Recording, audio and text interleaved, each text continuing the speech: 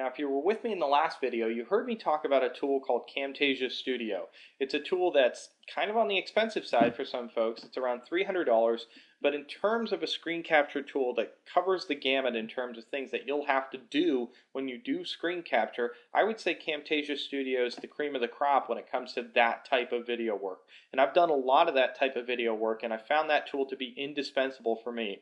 Now, if you're not going that far and you don't do that much video work and you're going to do screen capture maybe once a month or a couple of times a year, then I would highly recommend checking out a tool called Jing, or even upgrading to the better version of that tool called Jing Pro, which ironically is made by the same exact company that makes Camtasia Studio, a company called TechSmith. Now, I'm going to walk you through how to use Jing and how to use Jing Pro, and I'm going to talk about the differences between the two because there's a couple fundamental ones that you have to understand. Now, first and foremost, Jing and Jing Pro are both screen capture or image capture programs.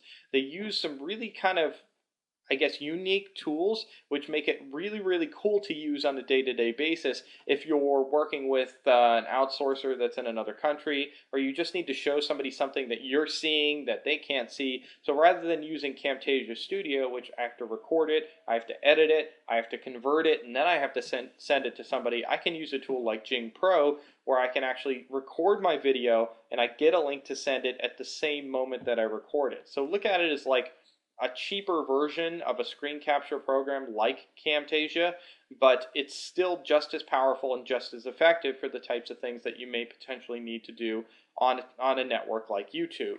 So you can get this on TechSmith's website, techsmith.com/Jing.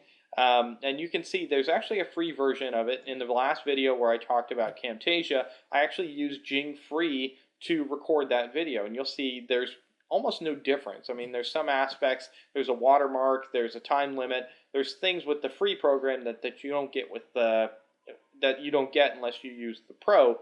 But more importantly, if you don't want to pony up the money, or you don't actually have the money to spend at this point, then I highly recommend just starting with the Jing Free. Just get a feel for it.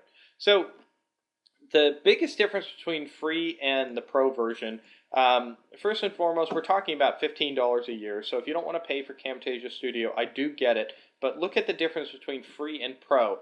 The biggest thing is you're capped at 5 minutes with the free version, and you can't convert to MPEG-4 automatically from Jing Pro. You'd have to encode it with another tool. Now, this particular difference is actually kind of big, and they watermark the free versions. They don't watermark the Pro versions. There's a number of other features, but the most important feature is the time limit and the encoding capabilities. So you can go right from Jing Pro to YouTube, whereas with the free one, there's some additional steps that you may potentially need to take there.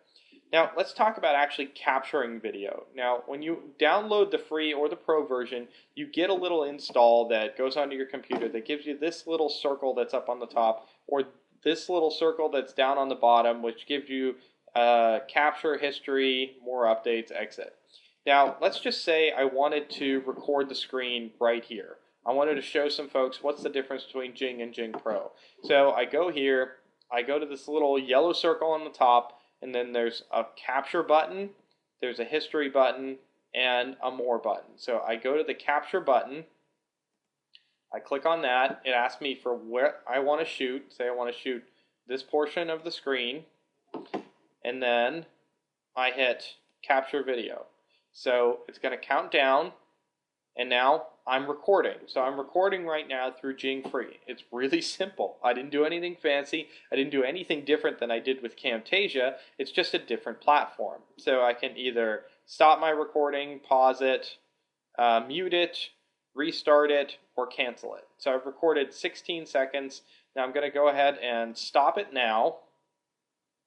And it's going to ask me to either share via screencast, which is the example that I told you before. So if I wanted to send this to somebody, I just click on that link, it uploads it automatically to another website called Screencast, and then I get a link to send it to somebody. So my capture's been sent, and now here it is. This is the video that I just shot. So within literally 2 minutes time, I shot a video and I have a link that I can copy right here and I can send to somebody else.